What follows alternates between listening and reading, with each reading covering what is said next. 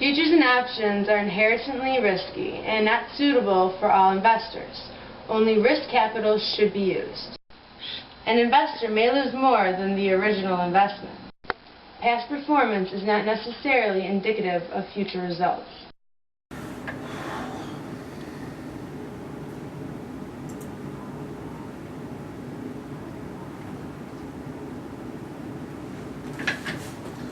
Hey everybody, it's Matt. It's about 11:30 here on Friday, May the 11th. As you can see, my office is slowly coming together, getting ready to maybe go out and try and play a little golf today. Market's kind of going into Friday afternoon mode here. Looks like things starting to slow down, and I don't suspect we're going to see much change over the rest of the day. So in terms of the bonds, what I'm looking at currently is I'm watching the 3% yield in the long bond and the 1.8% yield in the 10s.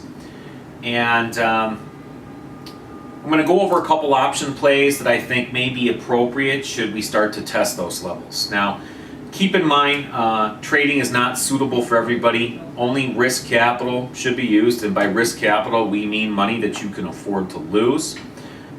If you write naked options, keep in mind that you have unlimited exposure to the market, so you want to have good money management and risk control, and just make sure this is appropriate for you in light of your financial circumstances.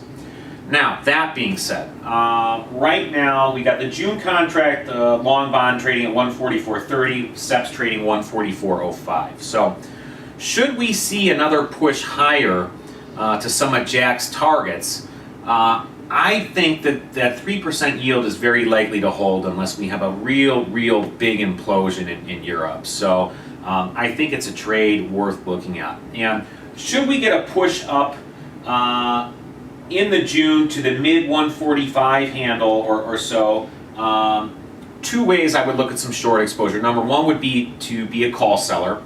And in this case, I would look at something along the lines of the July 149 calls. Okay, I would look to sell those on a rally to the 145 half handle, and I would look to sell those for at least 33 ticks or better. So you're talking about $515, not including commissions and fees. I think that's a trade that, in my opinion, has a good chance of working out. Keep in mind that is a naked option, so your risk to the upside is unlimited, so you got to have an exit point in mind before you even think about putting on a trade like that. The other way you could look to gain some short exposure is through simply purchasing a long put. And in this particular case, I would look at something along the lines of the August 143 puts. Now, vol is not running particularly high right now, so I actually prefer to be long more premium than I'm short. Okay. And if we do see the bonds start to break, we could break really hard. Keep in mind what happened several weeks ago when we broke out of the range and went down and tested that big number down at 135.04. Seems quite a long ways away from where we're at right now, but those moves do happen. So August 143 put, as of right this second, this is trading for around $2,000 in premium. Should we get that push higher, that premium will come down a little bit, and if we're trading around the 145.5 handle, I'd look to pay somewhere around 140, 145 for this option. Let's call it 145. So in terms of dollars and cents, going to be looking at about $1,700 plus commissions and fees. Now, keep in mind when you're long premium, okay, your long time value, and that time value is going to erode that position the longer you hold it. So if a downside move in the bonds does not develop after a fairly short period of time, I think you need to cut the trade in order not to lose too much premium in time value. So that gives you a limited risk way though to play the downside. Your profit potential is unlimited down to zero, okay?